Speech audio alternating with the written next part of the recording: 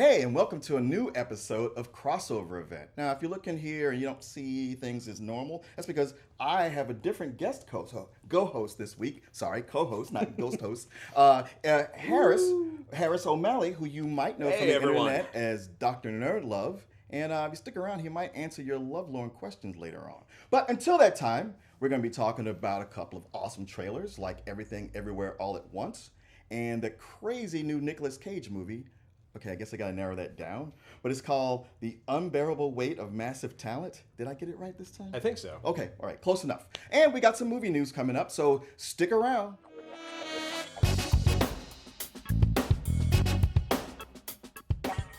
So you can see from this trailer, this stars Michelle Yeoh, who we're used to seeing as a sexy kung fu lady who's actually playing an actual Chinese middle-aged immigrant who can't get her taxes done.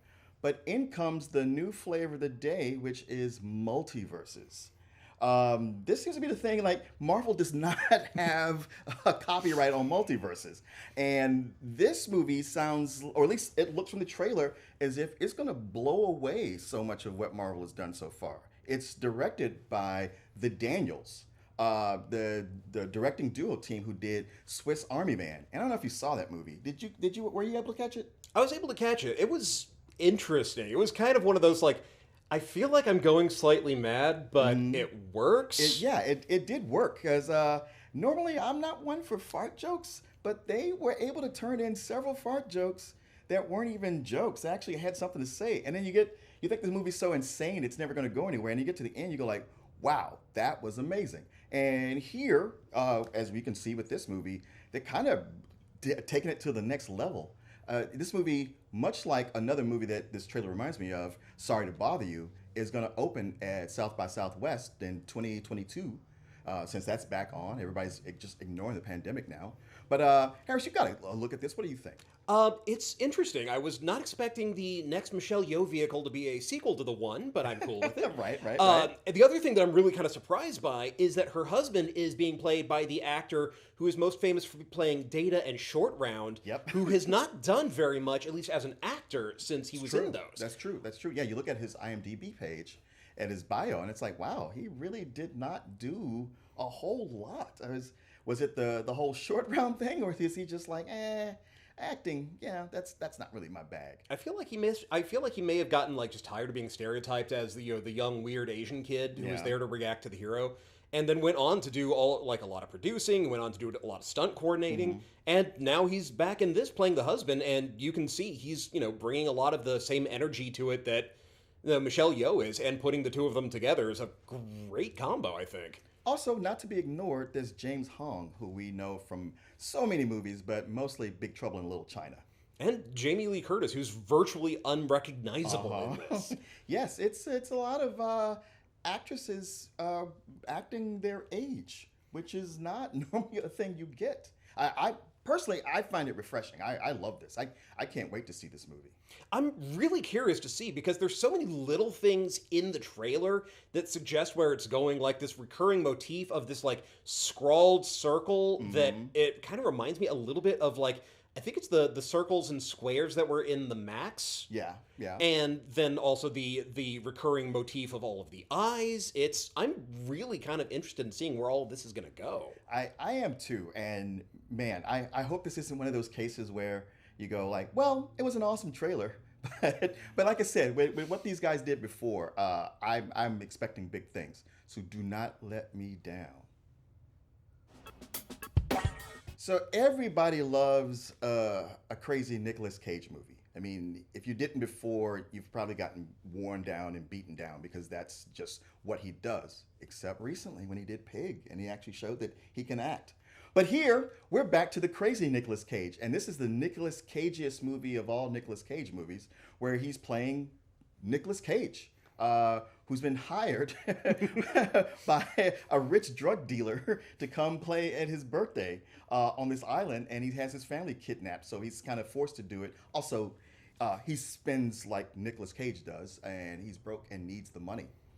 This stars a whole bunch of other comedians, but the main co-star is Pedro Pascal as the drug dealer who has him there. And Pedro Pascal seems perfect since we've seen him in Narcos so much. But I don't know, Harris. What's your feelings on this? I mean, I feel like Nick Cage saw JCVD and thought, I can do that. And since the man famously has some more bills to pay and will not turn down work no matter what, you know what? I'm kind of curious to see where this goes, especially since he's decided to bring the full Nick Cage, as he likes to put. Well, I had a whole quote from the writer director. I won't bore you with the whole thing, but he basically said that he wrote this part for Nicolas Cage. He dreamed it up, he wrote it, got things going, and then had to ask Nicolas Cage if he would do it. Because it was one of those things, if he said no, then they had to scrap the whole project. So this will be very specifically for Nicolas Cage. And I love the scene where he's got the wax dummy of him there. There's so many things in his career that you can explore, and it looks like he's going to have to act his way through his entire career to get to solve to solve his freedom, basically. And part of what I really like about this are all the weird little nods they do to other stuff, like his issue with in his personal life. Yes. About he has that tendency to just throw money at stuff because he's got no impulse control. So it's like, you know what? I like that thing. I will pay you $20,000 for it. Nick, do you have the $20,000 to spare? Right. Because this is why you're on this job in the first place. Exactly. I mean, it's fun to watch somebody make fun of themselves, especially if they're going to do deep dives and not just, surface issues. But I think everybody's going to have a good time with this. And plus, what you can see from the actors, like Neil Patrick Harris, for instance, I mean, he seems like he shows up in everything. Just in his contract, he's like, I will do it as long as I have a good time. And he's having a blast. What's weird though, another trailer that we're not going to show, which is for a comedy murder mystery that's going to be an Apple TV series, also has Tiffany Haddish and Ike Barinholtz. And here they are here. It's like, are they traveling together and signing contracts together now? I feel like they must be some sort of like power comedy duo now. Yeah, it's weird. But no, this movie looks awesome, and I can't wait. Yeah, no, I really just hope that there's some sort of like Drive Angry reference in there because I love that awful, awful movie so much. Also in movie news, they're ready to start filming the Kingsman 3. Wait, I know what you're saying. Didn't Kingsman 3 just come out? Well, that's, Technically, kind of, Yeah, sort of. technically, kind of, yeah, very much. But they're calling that the Kingsman, and it's a prequel. So Kingsman 3 is going to follow right after Kingsman 2, The Golden Circle. And they say they're ready to go on it. There's a script, perhaps. It'll be the further adventure of Eggsy. And so far, Taron Egerton has signed on to do it. And he seems to be the only one so far. But then again, I mean, he's also another actor that seems to be everywhere right now because he just came out, what was it, Sing 2? Sing 2, yeah. And he's been in a couple of other things recently, so it seems like he's someone you can't necessarily get away from. And that's okay, because he's usually the best part about the Kingsman movies. That's true. He's the most consistent part. I mean, I don't know how you felt about it. With the first one, I liked it quite a bit. I was like, wow, this worked better than the comic book. And then with the second one, I was like, nope, too silly. The problem I had with the second one is they killed off all of my favorite side characters, just out of nowhere.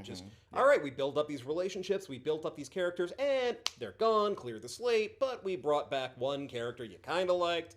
And I don't really think that necessarily throwing Elton John into it for, admittedly, as glorious as his bitch's back moment was, I don't think that makes up for the fact that they wiped out some of the characters that I really, really liked and thought had better arcs than Eggsy did. Yeah. Well, Galahad or Colin Firth was such a great character in the first one, and when dies, and then they find a way to bring him back. That was pretty unsatisfying. At least I felt that way. Yeah. But they clearly have no problem with bringing back characters, whether it makes sense or not. I just don't. Mark Miller didn't even write a third one, so it's hard to know where they're going to go with this. And plus, the news right now is that maybe this actual third one might kill the franchise. It's not good. I've heard mixed things about the Kingsman. Yeah. I've heard alternately from some people it's very divided, like they really liked it, and I heard from some where it's like, okay, the first 2/3 of the movie are great, and then it becomes an entirely different movie, and they don't give you any warning, heads up, lay the groundwork, anything. It's just, oh hey, guess what? We're watching a different movie now. It's funny because the first one starts as, okay, we're being a semi-serious origin of the Kingsman. And in the middle, it turns into a full-on heavy drama about the horrors of war, of World War One, where you're like, wait, it went to 1917 and now this big depressing thing has happened, and then it goes back to being not back to being, it just goes straight up comic book silly by the end, and there's just that feeling of like, I don't know what I just watched or And just why. one big moment of rah rah Rasputin, which I was not expecting. Yeah. I mean, it's a fun sequence, but just what everything that comes after it, you're like, did this first team get fired? But then you're like, oh no, they're back now. So I guess if this takes off, then we'll get that. We'll definitely get the Kingsman 3. I mean, I don't know. This is like when they changed graphic novels from like numbers to just the titles on the spines, and now you don't know what order they come in. Exactly. Also in the news, so another famous director has weighed in on the on the MCU. It's Paul Thomas Anderson, who's known for Boogie Nights and has a new movie called Licorice Pizza out. And he says he's got no problem with it. He likes the MCU. He's like, hey, I'm working for MGM. They leave me alone. I'm able to do my thing. And he brings up a good point, because at first, to read the headline, I thought, okay, all these other directors, they're taking the piss on Marvel because they're jealous. And here he is to come the opposite way and pander. And it wasn't that. It was just him simply saying like, hey, if Spider-Man gets butts back in seats in theaters, that's good for everybody. Makes sense. It was kind of refreshing to actually see someone say, you know what, I don't have a dog in this fight, but more people going to the movies is good for all of us and good for movies in general. Yeah. And he really does have a point. He does. The part that I'm just getting kind of tired of is the idea that we need to go through and check with every single art house serious director about, are Marvel movies bad for movies? And just, who cares? They're still making them. Yes. I mean, I get everybody, if you love Marvel movies, you get up in your feelings about, some directors saying that they don't like them. But it's just an opinion. I'm actually more mad at the quote-unquote journalist who even asked that question. Yeah. Like what is your goal here? Just to get somebody older to say something that's going to set people off and get you clicks so they can get mad at them over something that doesn't even matter. It doesn't change anything. And for the fans who get mad at them, I'm not entirely sure what your, pardon the pun, end game is either. Because it's like, okay, Marty Scorsese isn't going to be directing a Marvel movie anytime soon. That is the only thing you can take away from this. It really is. And you guys know that all these comic book movies aren't good. I'm sorry. If Martin Scorsese got dragged to a comic book movie and it was, say, the original Ghost Rider or Daredevil or even Venom: Let There Be Carnage, I don't think you could blame him if he came out going like, yeah, it's not my thing. Yeah. It'd be right up there if all of a sudden, we were asking, the Coen brothers what they thought of the Phantom or the Shadow. I mean, does anyone really worry about what their favorite artiste directors think about what is ultimately cheap, well, not cheap, but disposable entertainment? Yeah, it is. I mean, look, I love comic books more than most. But you break it down, there is like somebody had a tragedy happen, and so they decided to put on spandex and beat up criminals. It's not really a logical line to that. We swallow it because it's fun, but don't act like, well, yeah, that's a course what would happen. Either you go with it or you don't. And the closer, if you want to get really right down to it, the closer we get to the real version of that would be Taxi Driver. That's true. These people are insane. They've got mental problems, and they're going outside the law to deal with them. They are breaking the law. It's kind of not cool. The closer you get to reality with these things, the more they kind of break down. So just let it be fun. And if somebody's not into it, that's okay. There's plenty of people who are. I just want them to dig up Sidney Pollack and go, so what do you think of the MCU? Yeah, right. Last story is, so everybody who's been watching the Disney Plus shows, especially What If, and you were excited about Captain Carter, well, guess what? They're taking it to the logical conclusion and making a Captain Carter miniseries for Marvel Comics. 5 issues, and it's one of the creators is the creator of the new Captain Marvel costume, and it's pretty much going to follow Peggy Carter as she was in What If, which is, I mean, that particular episode for some people was their favorite. For some, it was on the lower end. Probably the biggest complaint is that it's no different than Captain America, just with her instead of Steve Rogers. And from what I've read about the miniseries, it's sort of the same thing, where she's gonna might be even facing those same villains and going through the whole person out of time and everything. I'm hoping that they take the advantage of this to do something kind of different and make it fresh. Yeah, I mean, I think the people who are complaining the most about, this is the same story as Captain America, just with Peggy Carter instead. It's like, so you haven't read the What Ifs, have you?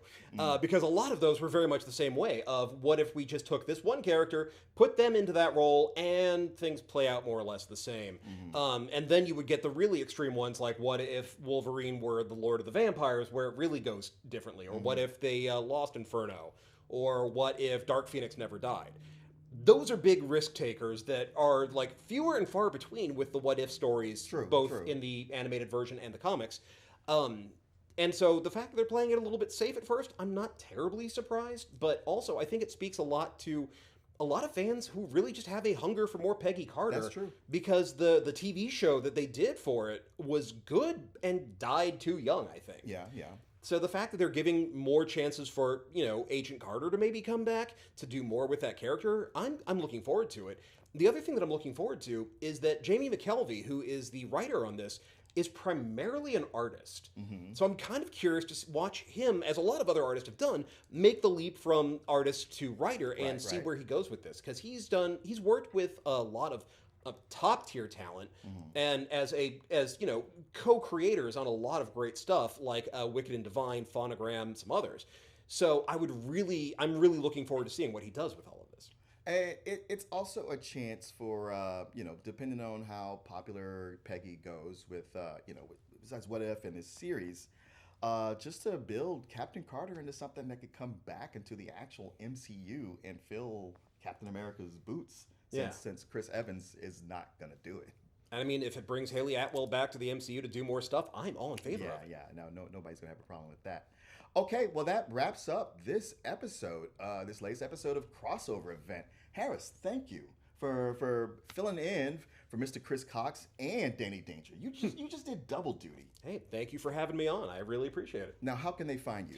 You can find me online on Twitter at Dr. Nerdlove. Instagram, same thing, at Dr. Nerdlove. You can find my YouTube channel at youtube.com/user/Dr. Nerdlove. And of course, if you haven't gotten the branding already, you can find me at drnerdlove.com. Answering all your questions about love and finding happiness and dating. And me, Martin Thomas, I'm here just about every week, but when I'm not, I'm over at doubletoasted.com and sometimes with Loose Cannon Comics, if you can find that. But hey, thanks for tuning in, and we'll see you next time.